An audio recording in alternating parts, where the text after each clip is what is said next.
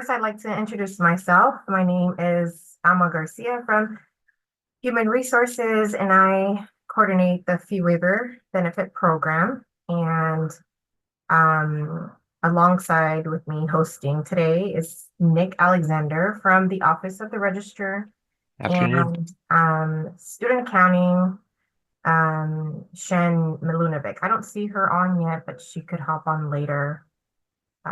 If not, I can try to answer any student accounting questions. Reading early, I tell you. Sorry, was that a question for me? Okay, thank you. Okay, so to get started, I want to go over today's agenda. We're going to be covering the general benefit information about fee waiver. I will be also reviewing the job eligibility criteria, the utilizers, so employees or dependents utilizing fee waiver. I'll be explaining how to apply and also be going over application fee reimbursements, which is a separate application. I'll also be talking about tax app implications, and Nick will be reviewing the academic programs and policies, and Shen will be reviewing the student finance fees. And then we will have some time at the end for any questions. You can also feel free to type the question in chat, and I will go over it at the end of the presentation. So to give a brief understanding of the benefit, so the CSU fee waiver benefit is a benefit across all CSU campuses. So it can be used at any CSU campus here in California. It can reduce and waive tuitions and fees for a maximum of 2 courses or 6 units, whichever is greater. So if you have 2 courses and one is a 4-unit or a 3-unit, it can still be applicable. It's just a maximum of 2 courses, regardless of the amount of units. It applies to stateside supported courses. So anything offered from stateside courses in self-support, like the same college or extended education, are not eligible because this is a stateside benefit. And this application process requires you to submit one each term. So every semester you'll reapply for the fee waiver, unlike other financial aid applications. And then, sorry, I just did receive a question. Will we receive the slides? Yes. Everyone who registered on the CSU Learn for this workshop, you're going to receive a copy of all of the slides. Okay. Okay. So now I will move on to job eligibility criteria. This benefit is really dependent on which unit your job is in. So if you're in unit 1, which is physicians, all unit members in this bargaining unit are eligible for the fee waiver. If you're in units 2, 5, 7, 9, which is CSU EU, if you're in units 4, academic, and unit 6, skilled trades, only full-time employees and part-time permanent employees are eligible. If you're in unit 8, public safety, C99 confidential, E99 excluded, and E98 executive, only part-time, full-time or part-time permanent employees and full-time probationary employees are eligible.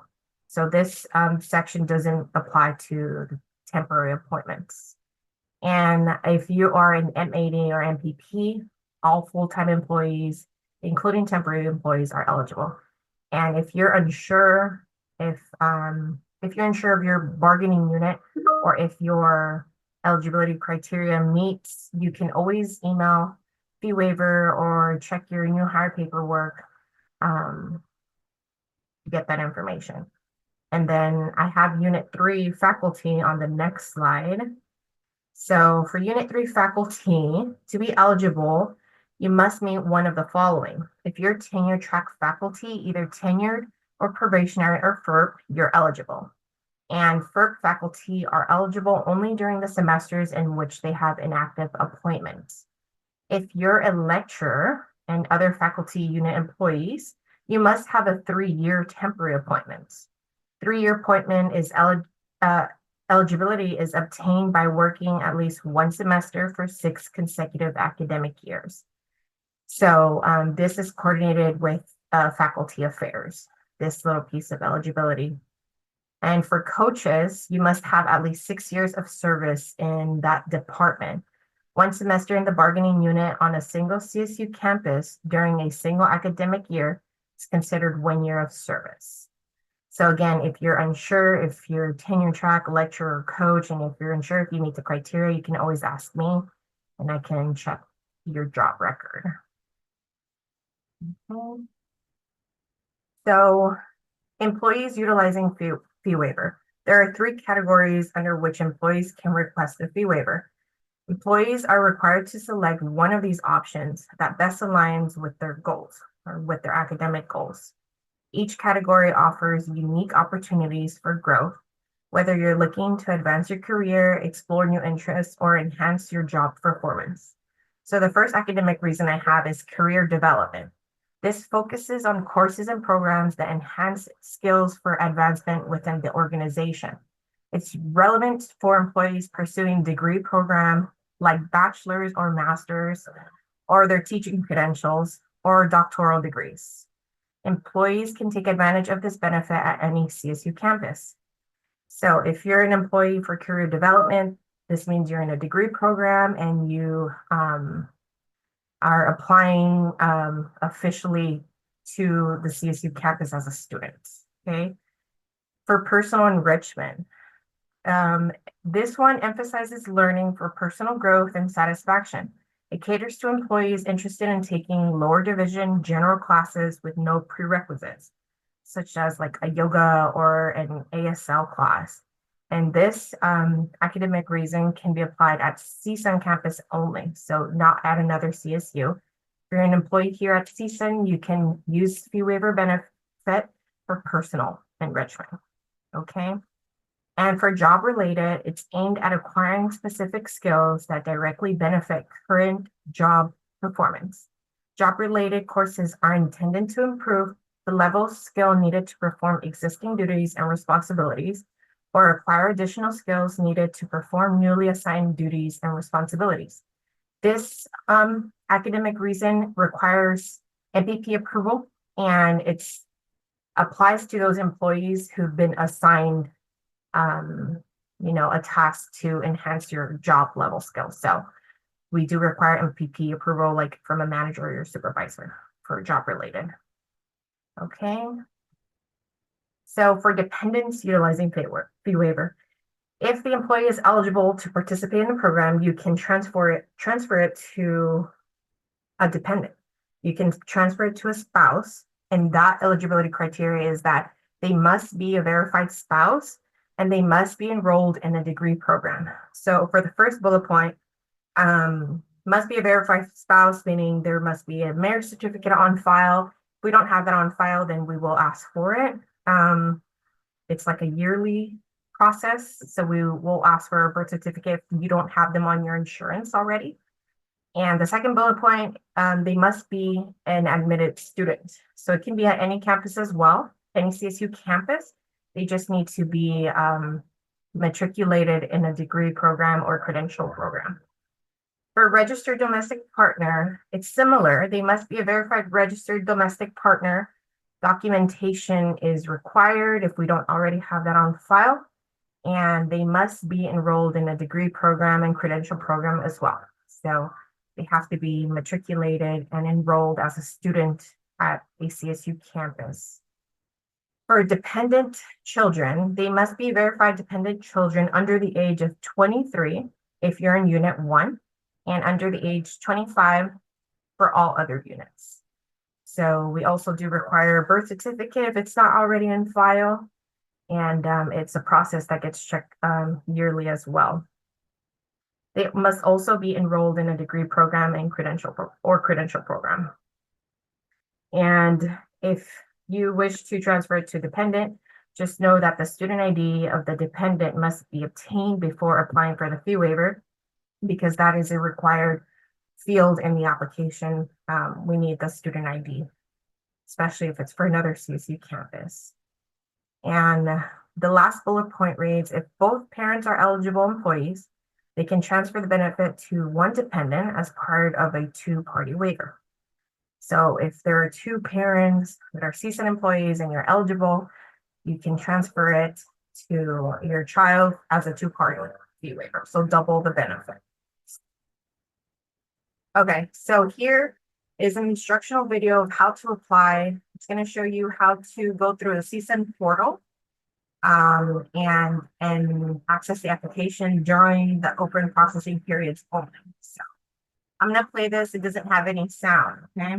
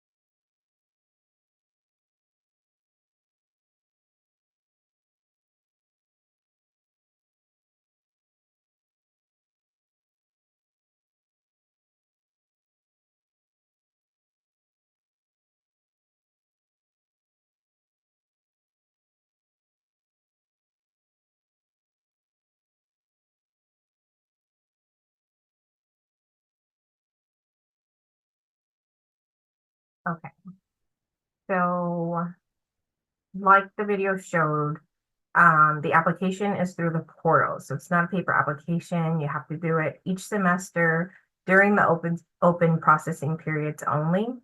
You'll not be able to access any of the terms if it's during a closed period or if you've passed the deadline. And the deadline is soft. We accept late applications, but on a case-by-case basis only. So the next thing I want to talk about is application fee reimbursement.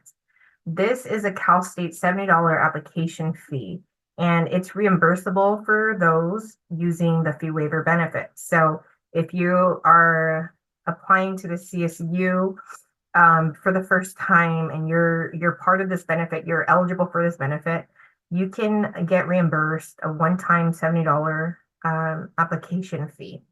So if you apply to multiple campuses, it's only eligible to be from the campus of attendance. So you'll only be able to receive one refund, not for all the other campuses you apply to.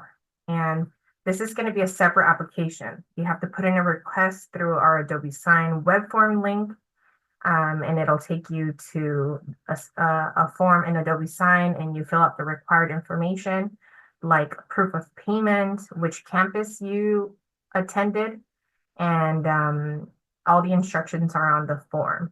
And this can also be found on our webpage, or you can also email me. But this mainly applies to those that are applying through CSU Apply, so to a degree program. And the requests will be reviewed on the census date of the semester, and this is to ensure enrollment. So after the 20th day of the semester, we'll go in there and we'll review your eligibility, make sure your proof of payment is acceptable, and then we can issue you the reimbursement, the $70 reimbursement.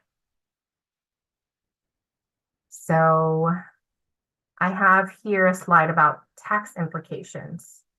And tax, this applies to those dependent who are taking graduate courses and employees who are taking graduate courses.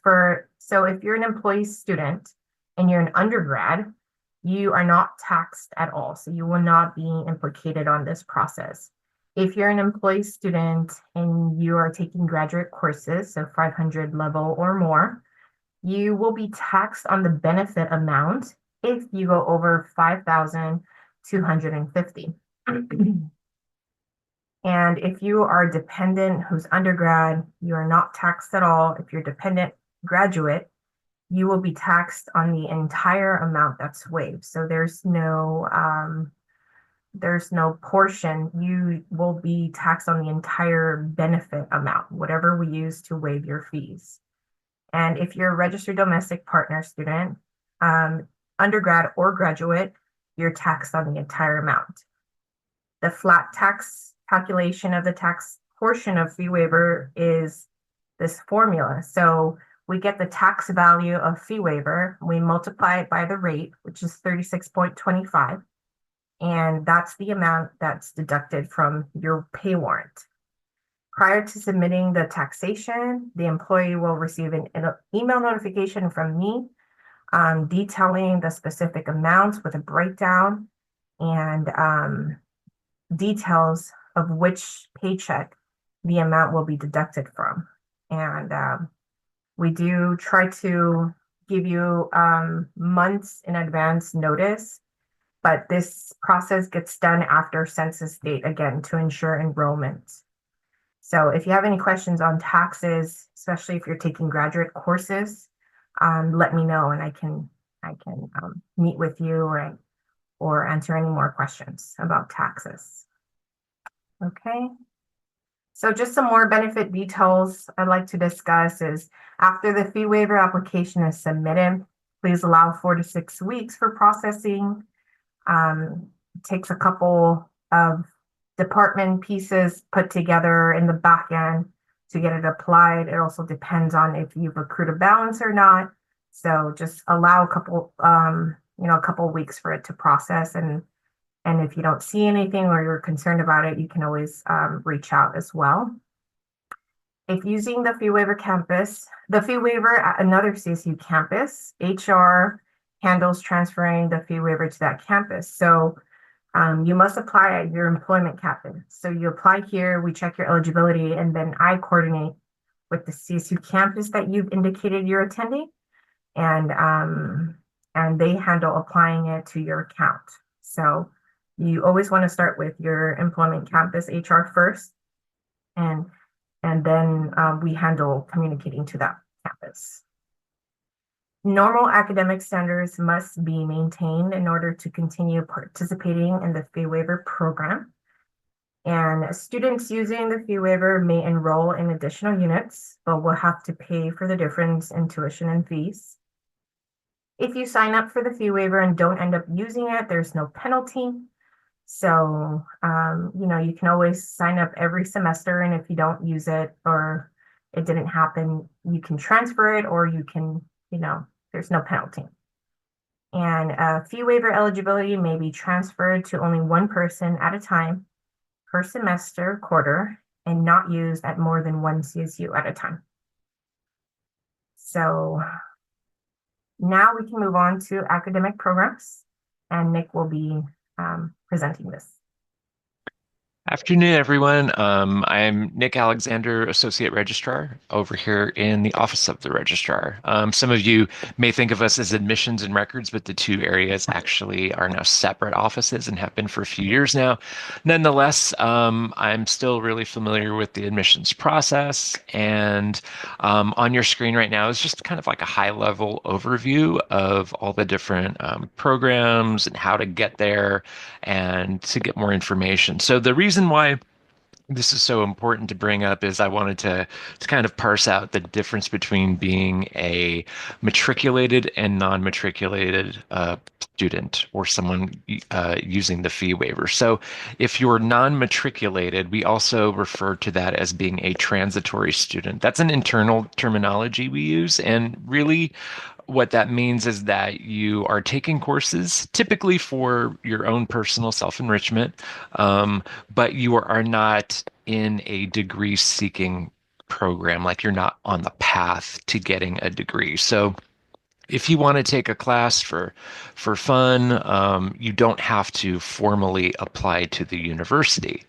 That being said, if your goal is to get a degree or a certificate, or even if your spouse or your dependent wants to use the fee waiver, they must apply to a program. So if you want to go to the next slide, I'll kind of map the differences out and how to do it. So if you want to apply to a degree seeking program, or if your spouse or dependent wants to, they still have to go through the same exact process as anyone else, which means that you need to go through Cal State Apply, complete the entire application. This is where that application fee of $70 comes from. You have to meet all the eligibility criteria, simply being an employee or the spouse or dependent of an employee does not guarantee admission to any university. So if you are going for an undergraduate program, make sure you meet all the eligibility requirements. If you're applying at another university, make sure you check out that CSU's eligibility requirements. Some campuses may be impacted to certain majors and may have different requirements.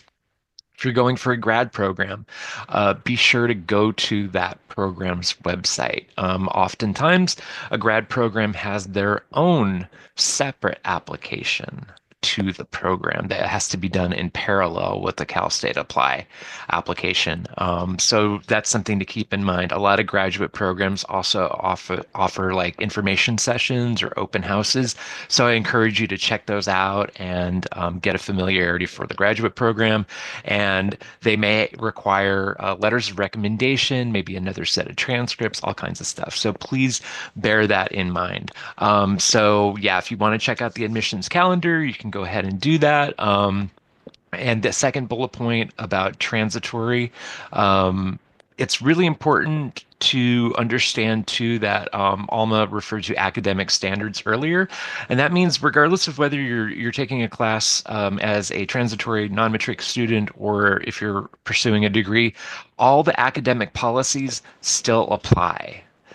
So what that means is if you take a class and let's say it's not for you, you kind of walk away from it. If you get a D, you get a D, and that stays on your permanent academic record. Whether it's something that you're gonna kind of use down the long term, you're gonna go for a degree, that's still going to be part of your academic GPA. So something to keep in mind is if you're taking something for fun, you may want to consider taking it for credit, no credit. I'll give you an example. I know of someone who took like a kinesiology class years ago, got an A in it, but then realized, oh, I'm just doing this for fun. And later on took it for credit, no credit. And still to this day, she has a 4.0 GPA, even though she's taken that same kinesiology class many, many times. I have other examples too, where someone takes, a class for fun, like an athletics class typically, and then they get a C, and then they get, they take it again, they get a lower grade, and then they eventually get put on academic notice, and then they get disqualified. So that can happen. And if you get disqualified, you still have to follow all the policies of the university, which gets really, really complicated. So just bear that in mind. So if you're not taking a class for a GPA, you're not doing it as a prerequisite for a program you want to get into, consider taking it for credit, no credit, and then you won't have to worry about the implications of getting a lower grade. Keep in mind there are a lot of people who take classes just to kind of get a feel for different disciplines, and that's great.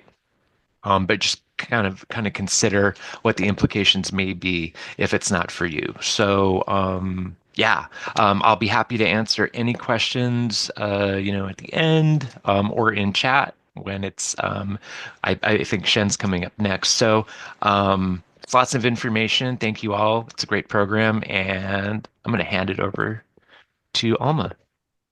Thanks. Okay, Shen, this one's for you. Hi, everyone. Now let's talk about the student financial processing. Basically, the fee waiver eligibility is determined by the HR department. Student financials will apply the waiver after we receive a notification from the HR that you are eligible for the waiver. If you apply waiver for the term and during the priority processing period, then the fee waiver will be posted to your account when you register. For employees that take 7 units but 2 classes, adjustment will be made prior to the payment deadlines. Usually, the waiver only covers up to 6 units or 2 classes. However, if you are taking 7 units but only 2 classes or up to 2 classes, we will adjust accordingly, so you will still enjoy the waiver. The next slide, Alma, we can talk about the link of the waiver and the fees. Can you click that? Okay, here it is.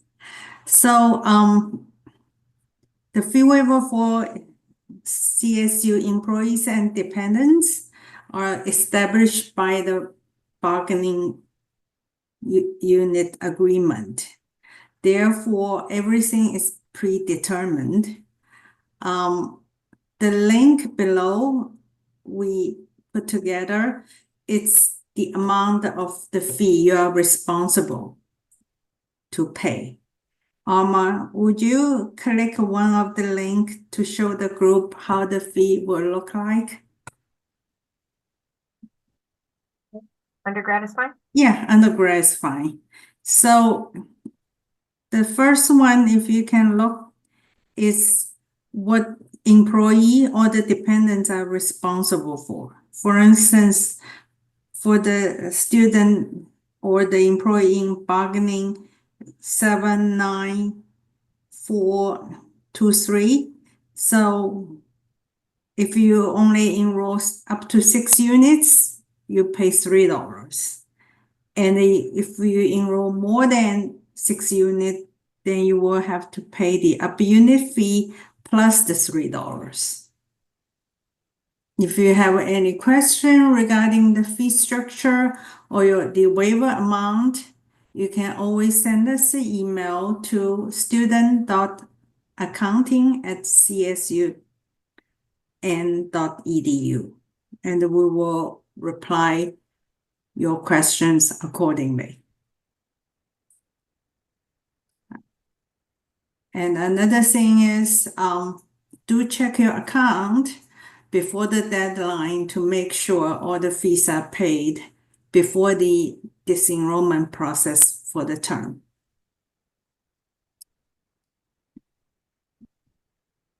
That's what I have to share for the day. Thank you. Thank you, Shen. Thank you so much.